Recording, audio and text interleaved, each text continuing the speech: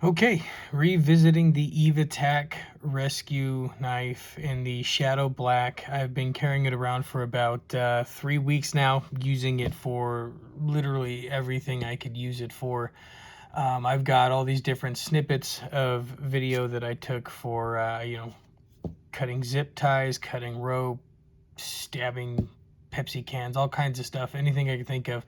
I'm currently working on figuring out how to cut and splice that all together so it looks pretty decent and not like a bunch of hodgepodge thrown together things. Eventually I'll get that up. It's been pretty busy the last couple weeks here, so but just after the in the field test, we did the reveal right out of the box what my thoughts were on that. And then 3 weeks later, after using it out in the field, out and about,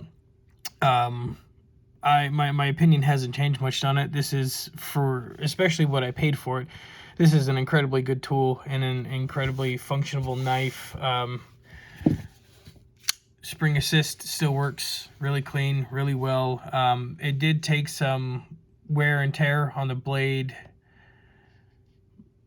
You can see that there a little bit. It's got some paint scuffing on the handle, but I mean, it's been in my pocket all day, every day for the last 3 weeks. No deformation on the clip. I even caught it on the drawer in the kitchen, and it didn't bend the clip or break the clip, which is pretty cool because that's usually how my knives end up losing their clips, is while I'm walking with them in my pocket, they catch something.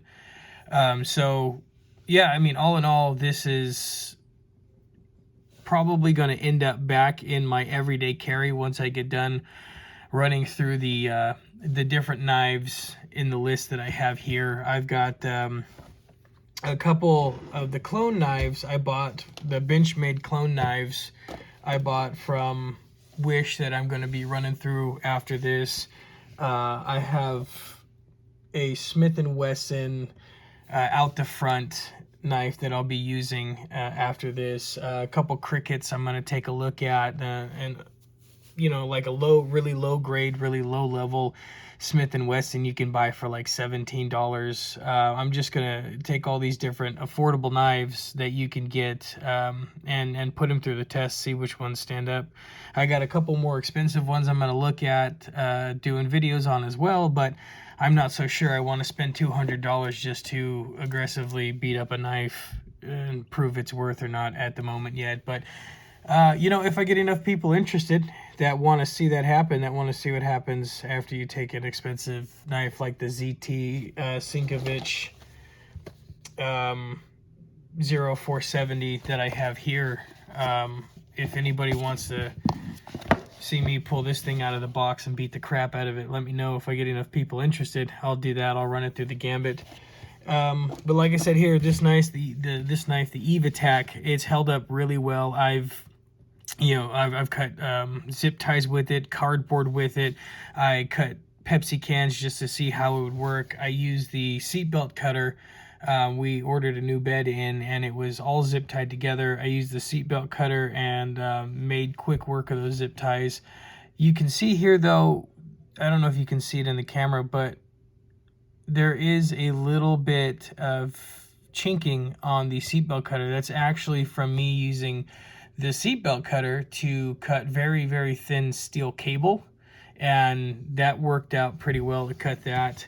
I didn't have any video of that one at the time. It was a necessity at the moment. So I got a bunch of clips of me using this in the field on different things, all different kinds of things, shaving bark off of twigs and stuff to make kindling for a fire.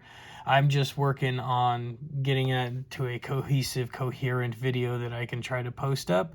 I mean, it's proving harder than I assumed at first, but I'm not super tech savvy. I don't have any kind of like video equipment, and I don't really use the extent of my iPhone to any measure whatsoever besides the normal everyday uses of it. So I'm working on that. If anybody has anything in particular they'd like to see me try to do with this knife in particular and add it into that video so you can see how it works, if that's going to sway you one way or the other to maybe buy this knife for a very, very affordable, inexpensive, everyday carry, Again, I got this on a special on the EvaTac site, so it might be a little bit more now than I paid for it. But yeah, just let me know. There's comments on these videos, so just obviously it's YouTube, everybody knows that. But leave me a comment, leave me a like if you like this. If you want to see anything crazy done to these knives, let me know. The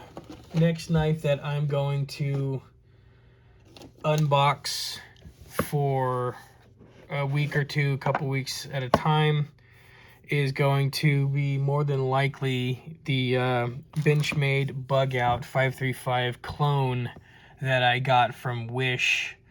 I didn't want to spend $150 on a lightweight knife at the moment, so I just decided to spend, you know, $25 on a lightweight clone replica of that specific knife and see how the clone works.